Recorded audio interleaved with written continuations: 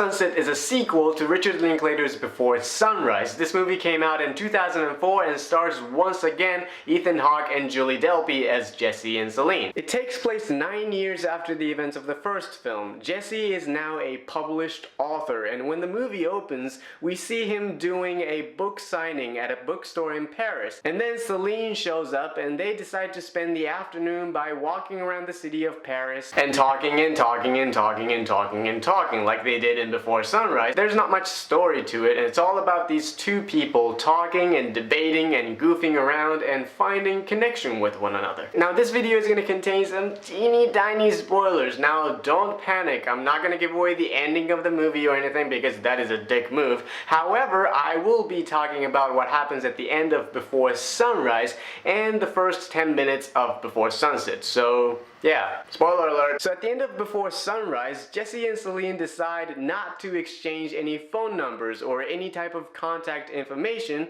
and instead they promise to each other that in 6 months they will meet up at the same train station in Vienna. And then the movie ends with them going separate ways. Jesse goes to the airport to catch his flight back to the US, while Celine catches the train to go back to Paris. We don't know what happens in 6 months, and it's a neat little ending, and it's open to interpretation. Now fast forward to 2003, Jesse writes a book about Celine and the night they had together in Vienna, and that book becomes an international bestseller. So he is on a book tour in Europe, and then Celine shows up to the bookstore and it's very, very awkward. They are very cautious of each other, they have their shields up. This first 10 minutes is basically them catching up with each other and us catching up with, these characters. What are they up to? What happened to their lives? And yes, we do find out the answer for whether or not these characters went back to Vienna in 6 months and hung out again back in 1994. Don't worry, I'm not gonna spoil that for you because it's a great story and I just want you guys to see it. Now to prepare for these reviews, I rewatched both Before Sunrise and Sunset back to back,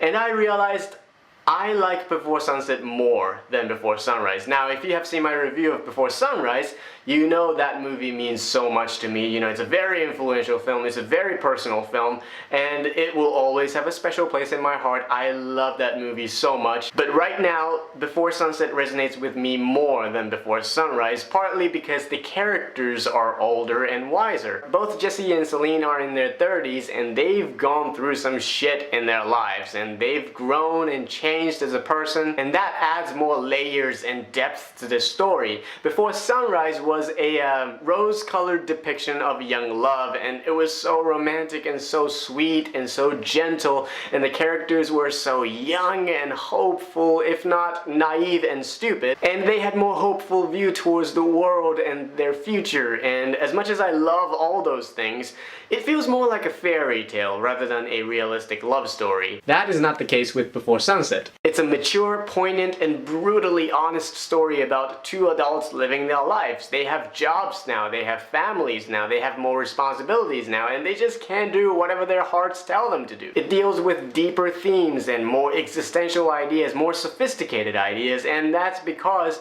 like I said, the characters are older and they have more experiences now. And what makes this film great is the dialogue. It is riveting, it is thought-provoking, it is witty, it's hilarious, and it's so true to life. It talks about philosophical ideas, real social issues in the world, it talks about love, it talks about regret, it talks about everything. Now this can be really tedious for some people, and I totally get it. Film is a form of escapism. You watch movies to, forget about the reality. You want to see mindless explosions and superheroes fighting aliens and shit. So watching two people talking about their lives and their regrets and real issues going on in the world may not be the most entertaining or cinematic experience, but this movie is so good. One of the greatest accomplishments Linklater does in this movie is that he makes the whole thing look like it's happening in real time. The conversation sounds spontaneous and there are many one continuous takes, and it just makes you feel like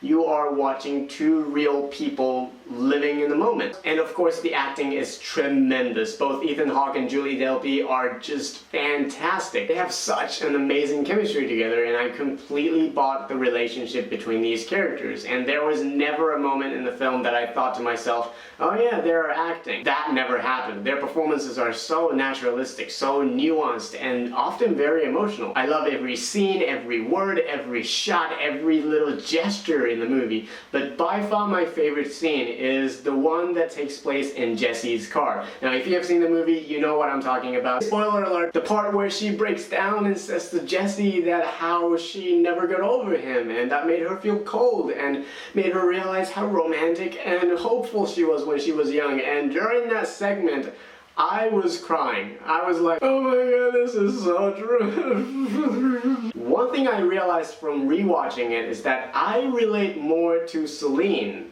in this movie, which is really interesting because in Before Sunrise, I connected more towards Jesse, and maybe it has to do with the gender and the fact that we had very similar beliefs. I feel like this is the kind of movie that gets better and better as you get older and have more experiences in your life, and you start to find more connections with, both characters. I have a very small problem with the film, and this has nothing to do with the technicality or the story or the, characters or the performances, and this is definitely not a flaw. Okay, this is not a flaw. I just found some of the dialogue uninteresting. That's pretty much it. And the last but not least, I'm gonna have to say something about that ending. Oh my god, that ending. It's one of the greatest and sexiest and most perfect movie endings of all time. It's like, yes, you know what I mean? No? Okay, fine. I'm gonna give Before Sunset an A for so friggin' awesome! I love this movie. It's amazing. It's perfect. It's sexy. It's emotional. It's funny. It's just... it's so good. Thank you so much for watching, guys. I really appreciate it. And next up, I will be talking about Before Midnight, which is the third installment in the Before trilogy. And after that, I'm gonna talk about... BAM! Boyhood. Yeah, Boyhood. So yeah, look forward to that. And once again, thank you so much for watching, guys. And if you like this, make sure to give this video a thumbs up and please subscribe to the channel as well. And please check out my video down below, and I will see you guys in the next video.